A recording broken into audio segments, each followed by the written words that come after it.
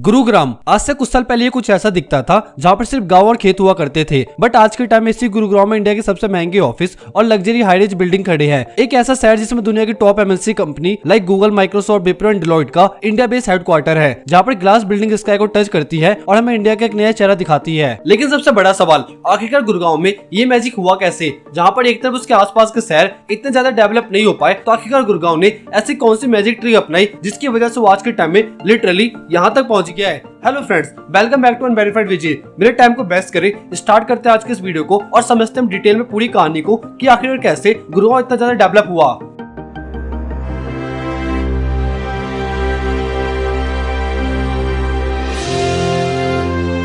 Chapter 1 1970 जब Maruti Suzuki ने रखा अपना पहला कदम। अब आप सोच रहे होंगे कि आखिरकार ऐसा क्या हुआ जो इस छोटी सी गांव की किस्मत बदल गई। जवाब है मारुति सुजुकी। 1979 में मारुति सुजुकी ने गुरुग्राम में अपना पहला मैन्युफैक्चरिंग प्लांट लगाया था। उस टाइम इंडिया में कार का प्रोडक्शन बहुत ही लिमिटेड था और ज्यादातर गाड़ियां महंगी हुआ करती थी। लेकिन मारुति सुजुकी के आने के बाद से ऑटोमोबाइल इंडस्ट्री में एक नया एरा शुरू होता है। लेकिन एक सवाल उठता है कि सिर्फ एक कंपनी के आने से पूरा शहर बदल सकता है? बिल्कुल भी नहीं, ये तो बस शुरुआत थी। मारुति सुजुकी के बाद कई और ऑटोमोबाइल और मैन्युफैक्चरिंग कंपनीज ने भी यहाँ पर इन्वेस्टमेंट करना शुरू कर दिया, जिससे गुरुग्राम की हिस्ट्री में हमें एक छोटा सा टर्निंग पॉइंट देखने को मिलता है। मारुति के प्लांट ने हजारों लोगों को रोजगार दिया, जिससे यहाँ पर माइग्रेशन बढ़ने लगा। और जब यहाँ पर लोग काम करने के लिए आने लगे तो उनके रहने के लिए घर भी चाहिए था, जिसकी वजह से घर बनने लगे और धीरे धीरे गुरुग्राम का इंफ्रास्ट्रक्चर भी डेवलप होने स्टार्ट हो गया। 1980s जब रियल एस्टेट का खेल शुरू हुआ। अब जब गुरुग्राम में इंडस्ट्रीज बढ़ रही थी तो यहाँ रहने वाले लोगों के लिए घरों की जरूरत भी बढ़ने लगी और यहीं से शुरू हुआ एक नया दौर रियल एस्टेट के बूम का। 1980s में डीएलएफ जैसे बड़ी रियल एस्टेट कंपनी ने यहाँ पर अपने प्रोजेक्ट लॉन्च किए, लेकिन ये सिर्फ सिंपल घर नहीं था,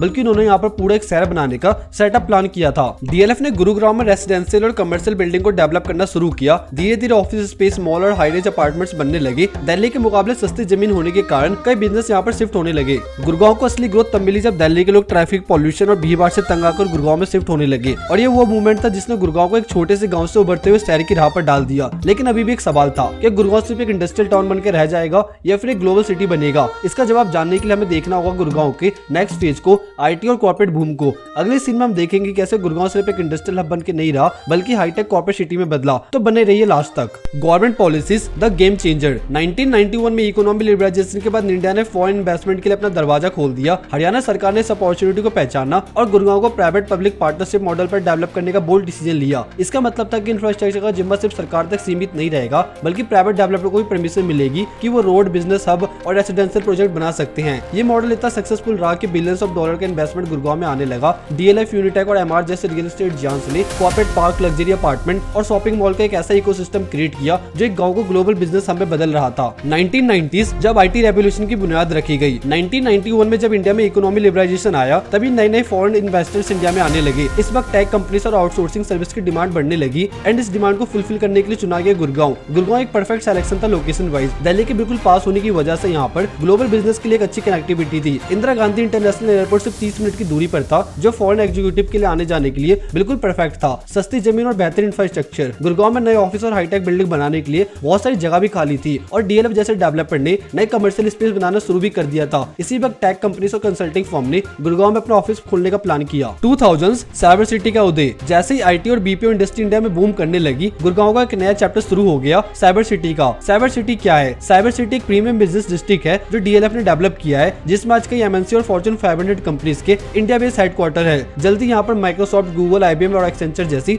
बड़े बड़े नाम आने लगे। पर इसका इम्पैक्ट क्या हुआ? हजारों नौकरियां शुरू हो गई और लोग अलग अलग शहरों से यहाँ पर शिफ्ट होने लगे। इंफ्रास्ट्रक्चर डेवलपमेंट और भी तेज हो गया। नए मॉल, रेस्टोरेंट, अपार्टमेंट और हाईवे बनने लगे। मिलेनियम सिटी सेंटर एक्सप्रेस और रैपिड मेट्रो का काम शुरू हो गया, जिससे आईटी प्रोफेशनल को कम्युनिकेट करने में आसानी मिली। जल्दी गुरुग्राम सिर्फ एक आईटी और बीपीओ हब नहीं रहा, बल्कि इंडिया का एक ग्लोबल कॉर्पोरेट डेस्टिनेशन बन गया। वी वर्क जैसे कोवर्किंग स्पेस यहाँ पर आए और नए स्टार्टअप को अपना ऑफिस बनाने की जगह दिया। उबर और जोमेटो जैसे यूनिकॉर्न स्टार्टअप भी गुरुग्राम से शुरू हुए थे। डीएलएफ साइबर हब एक नाइट लाइफ और डाइनिंग स्पॉट बन गया, जहाँ हर वीकेंड लोग एंजॉय करने आने लगे। The challenges, infrastructure and sustainability. Gurugram का रैपिड अर्बनाइजेशन एक इकोनॉमी बूम ला रहा था, लेकिन दूसरी तरफ बड़ी इंफ्रास्ट्रक्चर प्रॉब्लम भी खड़ी हो रही थी। अनपैप्ड रोड, एंडलेस ट्रैफिक जाम, पानी की शॉर्टेज और पोल्यूशन जैसे इशू हर दिन बढ़ते जा रहे थे। ये सारे प्रॉब्लम एक बड़े सवाल के रूप में सामने आई, क्या गुरुग्राम का ग्रोथ सस्टेनेबल है? Gurugram the hidden socio economic impact. Gurugram के तेज डेवलपमेंट का एक दूसरा एस्पेक्ट भी है जो ज्यादातर लोग डिस्कस नहीं करते। यहाँ का सोशियो इकोनॉमिक डिवाइड। एक तरफ high rise building, luxury mall और एमएनसी ऑफिस तो है, लेकिन दूसरी तरफ उनके बीच में स्लम्स भी है। काम के नए अपॉर्चुनिटी ने लाख्स ऑफ माइग्रेशन को गुड़गांव में लाकर खड़ा कर दिया, लेकिन उनके रहने और जीने का कंडीशन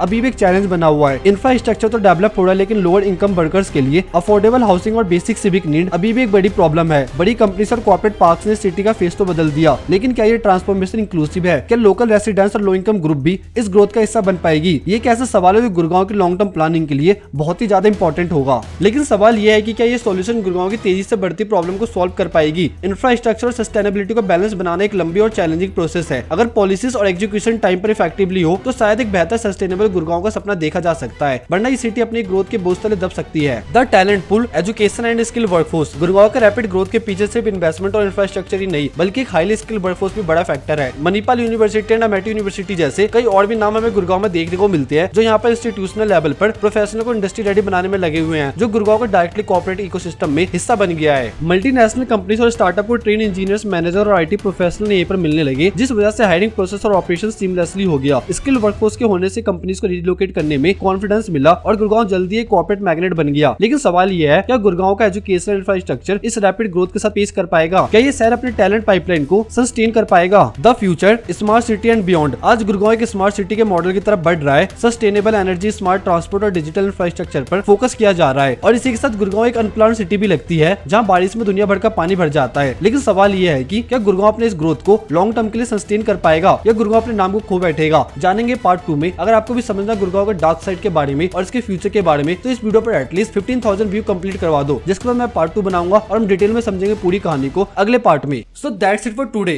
गुड़गांव की कहानी सिर्फ एक आम कहानी नहीं है, बल्कि एक स्ट्रेटेजी है कि किस तरह से हम किसी आम चीज को भी स्पेशल बना सकते हैं with some planning and strategy. बाकी इसके बारे में आप क्या सोचते हो मुझे कमेंट सेक्शन में जरूर बताइएगा, और आप किस स्टेट से मेरी वीडियो को देख रहे हो अपने स्टेट का नाम मुझे जरूर बताइएगा। बाकी आपको क्या लगता है कि इंडिया में ऐसा कोई स्टेट है जो सेम स्ट्रेटेजी को फॉलो करके ग्रो कर सकता है? ये तो वक्त ही बताएगा। बाकी मिलते हैं कुछ टाइम बाद एक और इंटरेस्टिंग वीडियो के साथ। जब तक के लिए bye and take care, and don't forget to subscribe my YouTube channel for more informative content.